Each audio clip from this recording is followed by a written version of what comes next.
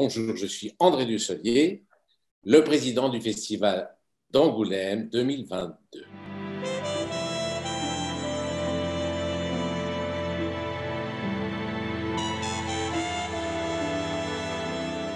C'est rare, c'est un grand plaisir parce que évidemment, je suis très lié au cinéma d'auteur quand même depuis longtemps et Angoulême pour moi correspond au cinéma francophone des auteurs parce que moi je ne fais pas trop de classification, je ne veux pas m'étendre trop longtemps et parler de moi, je préfère parler d'Angoulême et de ce que Angoulême apporte au cinéma français dans cette période, là, fin août, où tout d'un coup on a le privilège d'assister à tous les films qui vont sortir d'ici la fin de l'année. Et on a besoin de ces coups de projecteur, encore plus maintenant, évidemment, pour donner l'appétit aux spectateurs.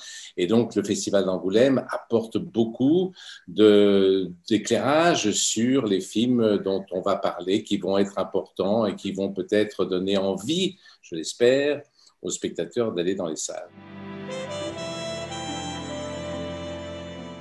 J'aime beaucoup faire des grands écarts et donc ça m'est arrivé quelquefois. J'aime bien quand on est comédien de pouvoir jouer un petit peu tous les rôles et donc ça m'est arrivé dans ma vie de pouvoir passer de Staline à Tanguy ou bien même encore l'année dernière avec François Ozon dans Tout s'est bien passé. À chaque fois des rôles variés, différents. Je trouve que c'est le plaisir du spectateur, en tout cas le mien, de voir un acteur qui se balade et qui vous emmène dans l'histoire en incarnant bien un personnage. Et donc Clémenceau correspondait à cette envie-là.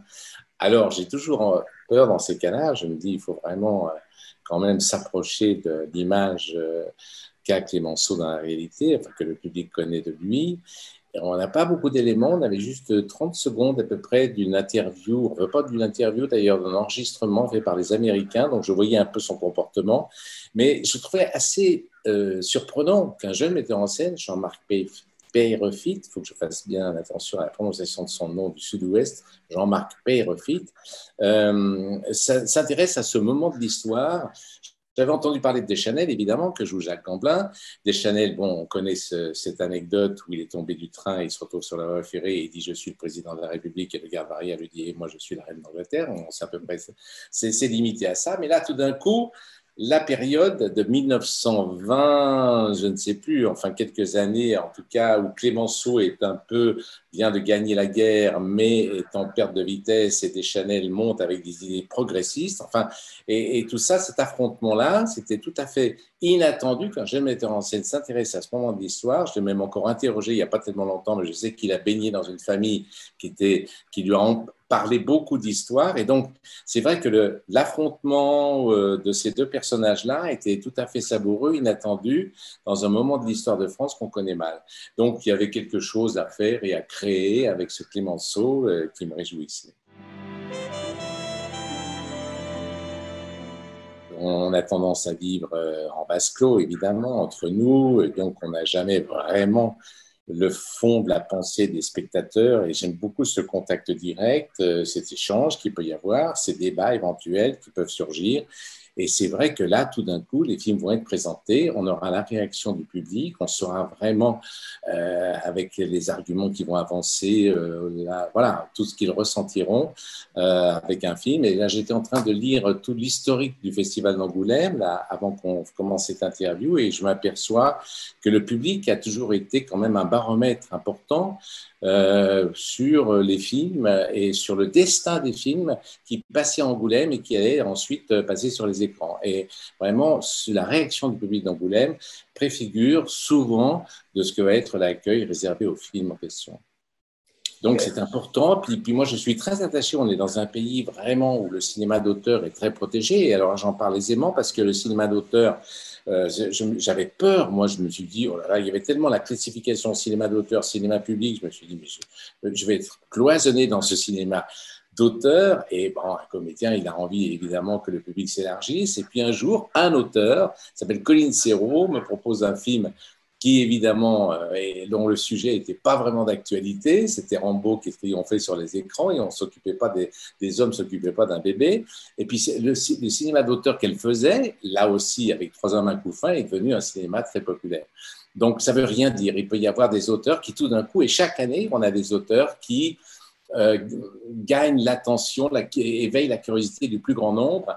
Et c'est la particularité du cinéma français. C'est vraiment une grande chance que je sais pas, de Pagnol à Romer, enfin avec tous ces auteurs qui, je les cite exprès ces deux-là parce que ils font des films qui sont à eux, qui leur appartiennent dans leur conception, dans leur imaginaire, et c'est parce qu'ils sont fidèles à eux-mêmes qu'ils arrivent à toucher le plus grand nombre. Ça a l'air contradictoire, mais c'est vrai, et merci au cinéma français, aux institutions, tout ce qui a été créé pour aider la création, parce que ça permet comme ça aux auteurs de faire les films qu'ils ont envie de faire, sans forcément être tentés de copier sur tel ou tel pour essayer, a priori, d'avoir le plus grand nombre. C'est en étant fidèle à soi-même qu'on peut toucher le plus grand nombre. Et Angoulême est vraiment je sais pas, un signal, une référence, un repère en tout cas pour le public de voir un peu qu'est-ce qui naît dans les films, surtout à un moment, à une période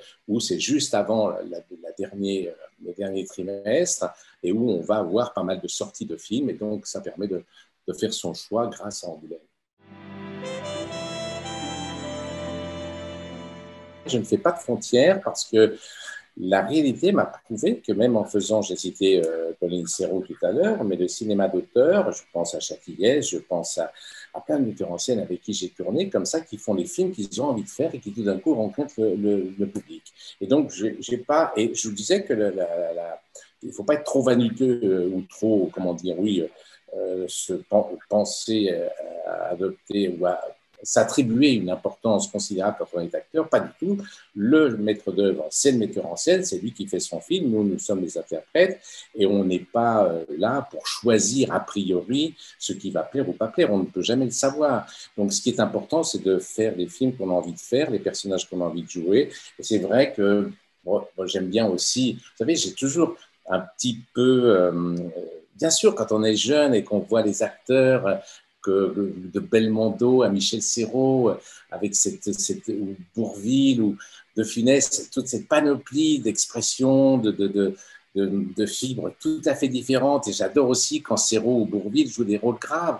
Donc j'aime bien qu'il n'y ait pas de frontières, j'aime bien qu'on fasse du cinéma et non pas un film ici ou là qu'on choisirait avec un calcul un peu vain. Il y a tellement de films qui sortent, c'est un peu comme si quand on propose un scénario, si j'étais le premier lecteur, et tout d'un coup, c'est l'histoire que les gens vont voir. C'est plus un acteur, il y a plusieurs éléments qui peuvent entrer en ligne de compte, l'acteur peut en faire partie, mais c'est d'abord l'histoire. Il y a une telle concurrence d'un film à l'autre. Donc c'est l'histoire qui va me décider, puis ensuite c'est le rôle, et puis ensuite c'est le rapport avec le metteur en scène. Mais le rapport avec le metteur en scène, en général, en France, il y a une sorte de cohérence, car c'est le metteur en scène qui va réaliser et est aussi le scénariste du film. Donc, en lisant le scénario, on sait déjà qu'est-ce qu'il a voulu faire et on a la confirmation quand on le rencontre et quand on travaille aussi avec lui. Et après, ma foi, c'est la loterie, c'est le hasard, c'est la rencontre avec le public, c'est le moment. Il y a des films sur lesquels on met beaucoup de choses et qui peuvent, par exemple, à cause du sujet, à cause de l'époque, du moment, je pense en particulier au film de François Ozon, Tout s'est bien passé, qui est sorti l'année dernière, qui a vraiment été très important pour moi. J'avais vraiment l'impression de composer. Bon.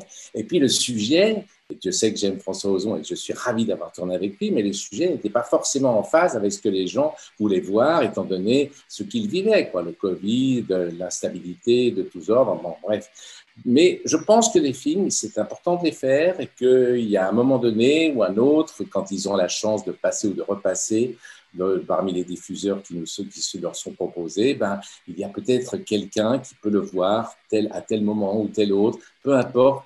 La vie d'un film, elle n'est pas liée au jour, au mercredi de la sortie, ni à la semaine. Elle peut se prolonger. Et moi, je suis toujours heureux d'entendre les gens parler d'un film que j'ai fait il y a longtemps. Mais voilà, ça fait une sorte de mosaïque, tous ces films-là, qui font que on donne une image de ce qu'on a voulu faire, de ce qu'on a aimé faire. Et comme vous dites, Patrick, c'est le plaisir de jouer. Et moi, j'aime bien jouer parce que j'aime bien. On m'a jamais donné des rôles très dynamiques au début de ma carrière, mais j'aime bien jouer à fond avec José Garcia dans une voiture et et comment dire, être dans une comédie échevelée, ou bien, bon, la plupart du temps, en général, je me déplace de la chaise au canapé, comme je dis souvent, mais ça fait rien. J'aime bien les choses très, très variées, très différentes, et puis toutes les possibilités. Donc, multipliant les possibilités, j'ai l'impression à ce moment-là que je fais vraiment mon travail d'acteur. Et le seul exemple, c'est vrai que je suis né, je finis là-dessus, Patrick, sur le long paragraphe, j'ai commencé mon métier d'acteur en 72, et il y avait des acteurs américains qui débarquaient et qui étaient métamorphosés, qui se métamorphosaient d'un rôle à l'autre, et un jour, j'ai vu L'impasse de Palma avec Sean Penn, et je ne l'ai pas reconnu, je l'ai reconnu au bout de 20 minutes, avec ses cheveux frisés, ses lunettes, et surtout, ce n'est pas une question d'apparence, c'est une question d'incarnation. Et pour moi, c'était vraiment l'exemple, avec d'autres, bien sûr, De Niro, Hoffman, tous ceux qu'on connaît. Et je me disais, c'est ça, vraiment, le métier d'acteur, c'est le plaisir. Et moi-même, quand j'ai été piégé en tant que spectateur, je me suis dit, j'ai envie de jouer. Une fois que le lien est établi, que les gens le connaissent, ça sert de reproduire la même image. Donc, c'est agréable de pouvoir se balader avec eux de rôle en rôle au service d'une histoire.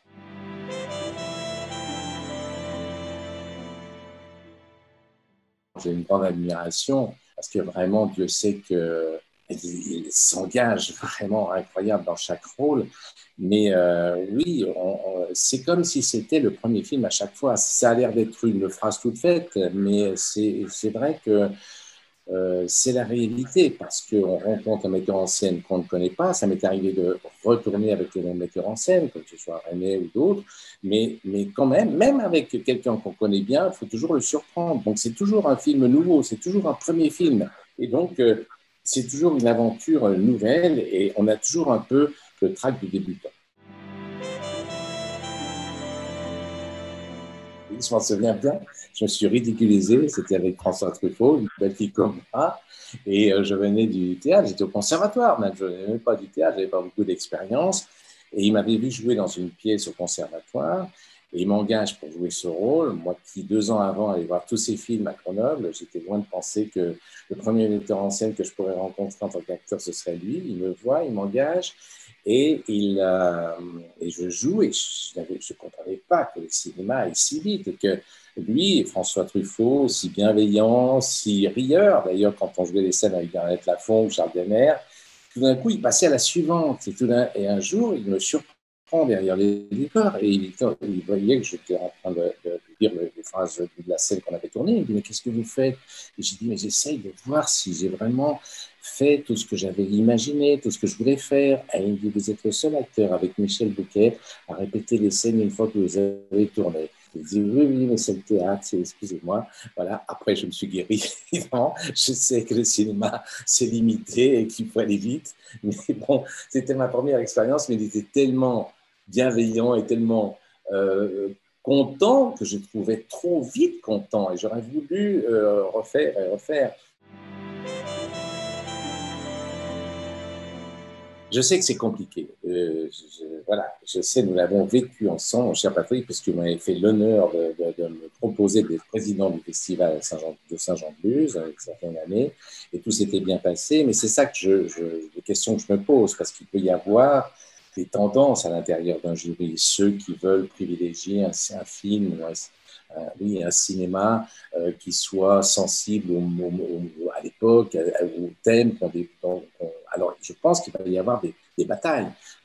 Fatalement, il y aura des batailles. J'espère que ces batailles, pour éviter qu'elles soient trop importantes le dernier jour ou la veille des résultats, il faut quand même qu'il y ait, je crois que c'est un peu, je me suis renseigné, mais je crois que c'est un peu l'habitude à Angoulême, je crois qu'on est un peu tous dans le même endroit, et donc on va pouvoir parler des films qu'on a vus, et on va pouvoir déjà un petit peu échanger nos impressions, être sensible aux arguments de l'un, manifester ses arguments à soi, enfin voilà. Et puis que peut-être les choses naissent de façon harmonieuse, c'est tout ce qu'on souhaite, mais je sais très bien que l'harmonie dans un jury, démocratiquement, ça n'existera pas. Et voilà, on en a la preuve encore aujourd'hui dans notre pays qui est très qui brinque-balle d'un extrême à l'autre. Donc évidemment, il y aura, je pense, toutes les tendances. C'est un peu ça, quoi. C'est difficile de privilégier ce qui est bien. Il y a quelquefois une œuvre qui se détache tellement Et je vois tous les films qui ont été récompensés ou qui ont eu qui ont brillé à Angoulême. Quelquefois, il y avait une unanimité évidente, et puis quelquefois, peut-être pas. Ça va être sans doute, ça va être un gros travail qui m'attend, et je suis prêt à l'affronter.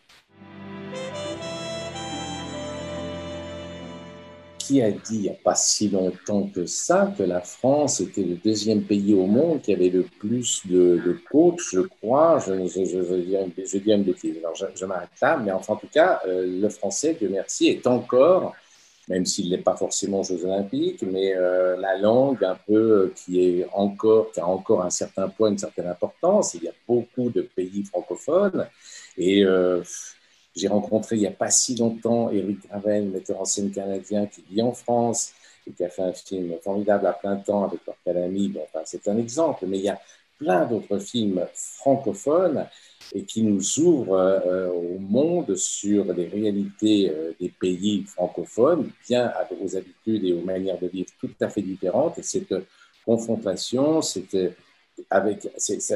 fait de parler tous la même langue, c'est une manière de nous réunir facilement, mais ce n'est pas forcément gagné à l'avance parce que je pense on va découvrir des modes de fonctionnement ou des histoires qui appartiennent à chaque pays francophone. Et au milieu de cette harmonie linguistique, il y aura évidemment la diversité géographique.